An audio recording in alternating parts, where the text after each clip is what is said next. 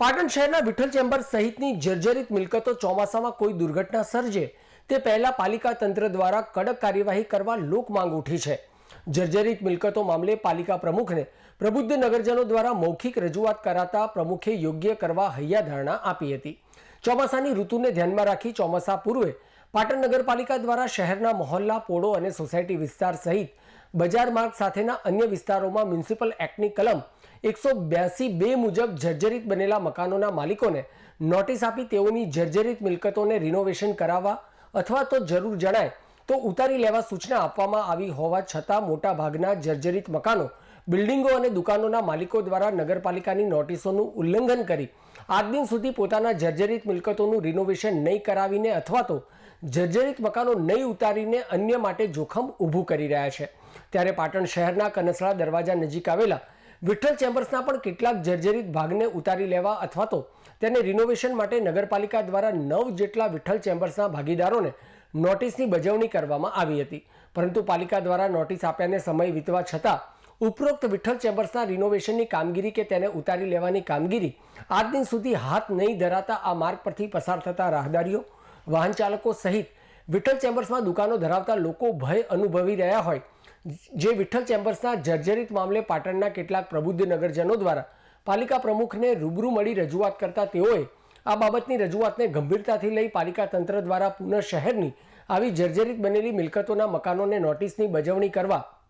અને તાત્કાલિક ધોરણે આવી મિલકતોના સમારકામ અથવા તો તેને ઉતારી લેવા માટે ટૂંક સમયમાં કડક કાર્યવાહી હાથ ધરાશે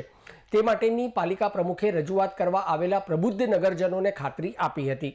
પાટણ શહેરના વિઠ્ઠલ ચેમ્બર્સ સહિતના જર્જરિત મકાનો, કોમ્પ્લેક્સો અને દુકાનોના માલિકો દ્વારા પોતાની જાતે જ જોખમરૂપ મિલકતોનું રિનોવેશન અથવા તો ઉતારી લેવા માટેની કામગીરી હાથ ધરે તેવી લોક માંગ પણ પ્રબળ બની છે। ત્યારે આજરોજ વિઠ્ઠલ ચેમ્બર્સના ભાગીદારો દ્વારા તેઓને મળેલી નોટિસના ભાગરૂપે વિઠ્ઠલ ચેમ્બર્સના તમામ દુકાનદારોને દુકાનો ખાલી કરવા મૌખિક સૂચનાઓ આપવામાં આવી હતી અને ઉપરનો માળ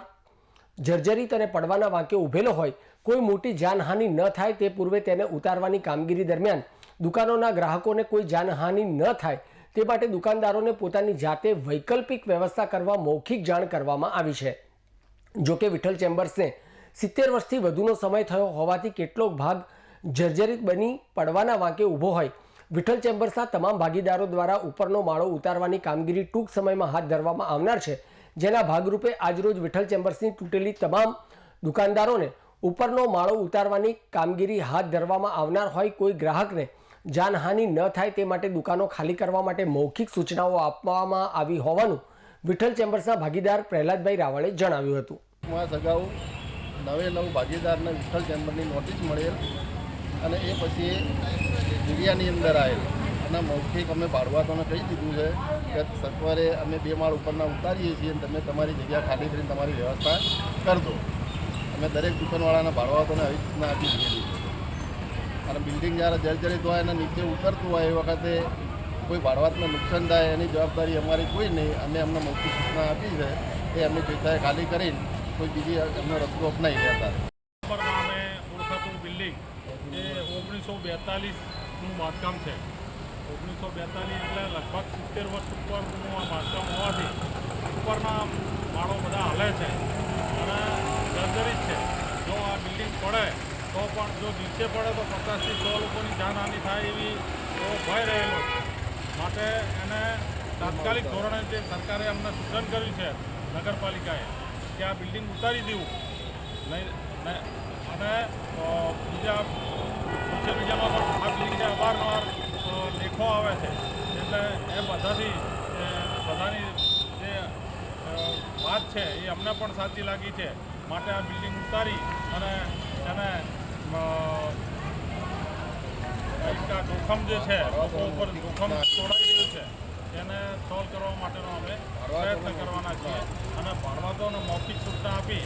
અને એમનો માલ સામાન અને કેટલા દિવસ એમને એમની વ્યવસ્થા કરવી એવું અમે એમને